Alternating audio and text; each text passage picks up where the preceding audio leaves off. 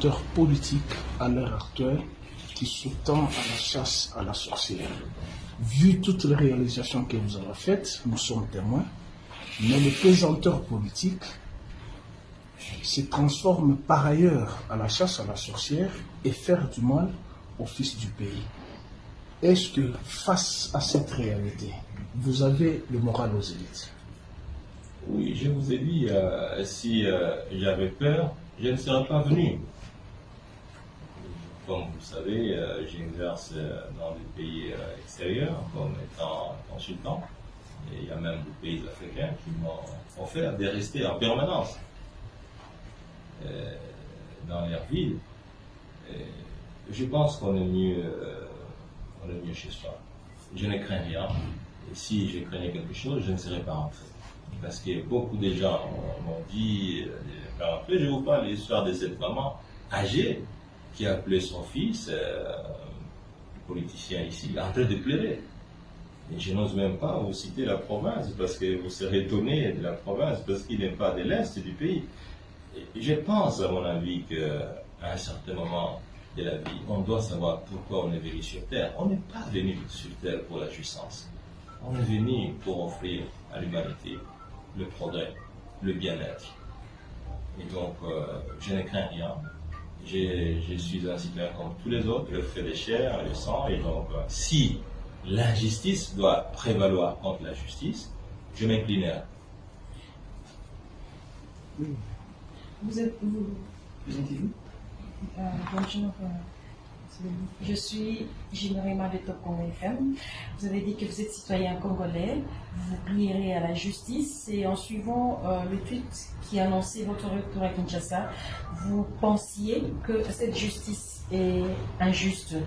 Aujourd'hui, vous croyez encore à la justice congolaise? Je n'ai pas parlé de l'injustice congolaise, madame. Je pense qu'il faut bien lire mon tweet. Il était clair.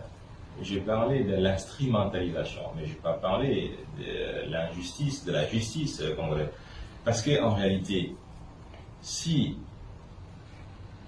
le respect de la vérité était respecté, on n'aurait même pas demandé la levée de l'immunité. Parce que les dossiers de l'inspection générale des finances, sur lesquels est basée l'initiative de cette action judiciaire, c'est un dossier truffé de contre-vérité, truffé de mensonges. Bientôt, vous allez voir ces rapports. Parce qu'en réalité, c'est truffé de mensonges. Comment on peut parler de responsabilité intellectuelle pour un dossier qui a été traité en Conseil des ministres? Est-ce que dans un Conseil des ministres, il n'y a que le seul Premier ministre qui siège?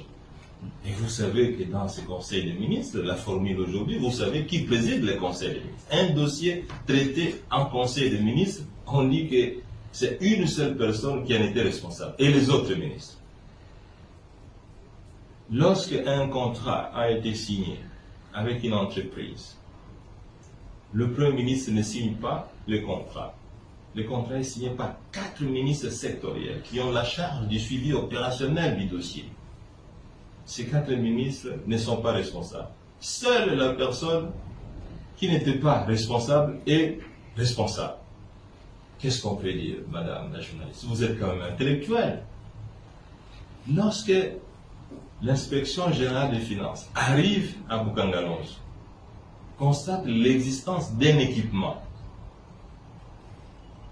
après vérification, l'inspection générale des finances dit: c'est supposé que nous n'avons pas vu cet équipement. Nous devons dire dans notre rapport que cet équipement a été détourné par M. Matata. Et vous initiez un dossier sur base d'un gros mensonge comme celui-là. C'est quand même calamité. Comment voulez-vous qu'on ne dise pas la vérité? Parce que nous ne sommes pas quand même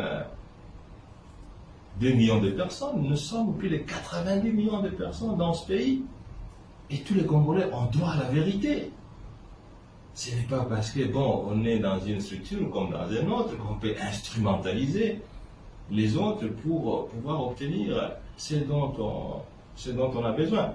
Donc, voilà, je crois en la justice et dans tous les cas, madame, je vous ai dit, beaucoup de gens demandaient que je ne rentre pas. et je suis rentré. Donc je ne perds de rien, quelle que soit l'issue de ce processus. Voilà.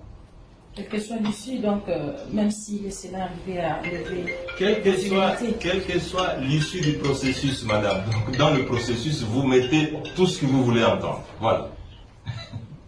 Donc vous êtes prêt à faire la prison? Mais je suis rentré pour ça, madame. Je suis rentré pour le processus. Vous avez peur de citer le nom prison, vous avez écouté, j'ai dit tout ce que vous pouvez mettre dans le processus. Voilà pourquoi je suis rentré. Monsieur, lorsque dans ce tweet-là qui a circulé à travers les réseaux sociaux, notamment dans les groupes WhatsApp, vous parlez d'une justice instrumentalisée, vous ne pensez pas que c'est pas un bon langage, une bonne communication? Ne pensez-vous pas que ça puisse empirer encore les choses lorsque la justice de son côté, qui est peut-être dans un processus normal, entend de vous que vous la traitez d'une justice instrumentalisée? Monsieur le journaliste, je ne pense pas, si on dit que vous êtes sorcier, que vous ne l'êtes pas, vous devez vous sentir gêné d'être saint. C'est pas parce qu'on dit que vous êtes mauvais et que vous devez maintenant vous convertir à être mauvais. Voilà.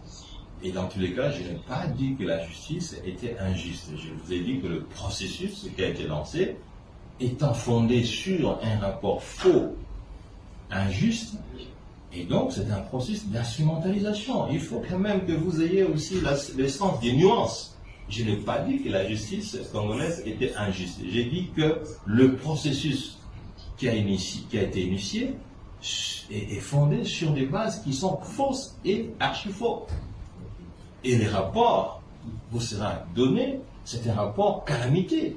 Si moi j'arrive dans votre maison, je trouve dans votre maison un téléviseur, et je vais faire le rapport que je n'ai pas vu le téléviseur, et j'initie un processus d'un rapport fondé sur l'absence du téléviseur, qu'est-ce que vous allez conclure?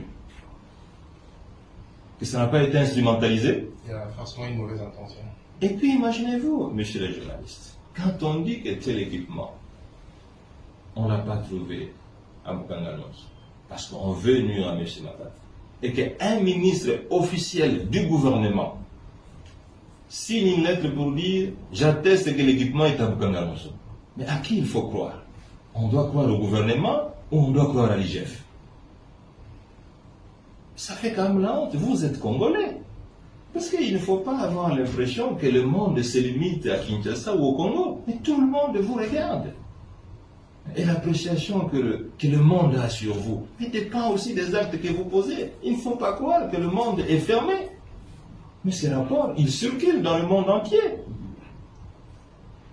Et l'appréciation qu'on fait sur ces rapports ne se limite pas à l'IGF, il s'étend aussi sur vous. Donc, nous devons quand même être sérieux. Et puis, mes chers amis, il ne faut pas croire que le progrès d'un pays procède du folklore. Le progrès d'un pays ne procède pas du folklore. Les gens travaillent. Les gens travaillent. Et il ne faut pas s'étonner qu'on n'est pas à mesure de payer les salaires, on n'est pas à mesure de construire les écoles, on n'est pas à mesure de construire les hôpitaux. Et écoutez, mais parce que vous vous limitez au mensonge. Vous vous limitez à l'exercice du folklore. Comment voulez-vous que le folklore produise de l'eau? Où avez-vous vu, monsieur le journaliste, là où le folklore a produit des résultats? Vous avez vu des gens qui ont dansé et qui produisent des résultats? Et voilà. Dernière question, Blaise. Non, c'est bon. Merci. Merci. Voilà, merci, Excellence. Merci. En principe, ça devait être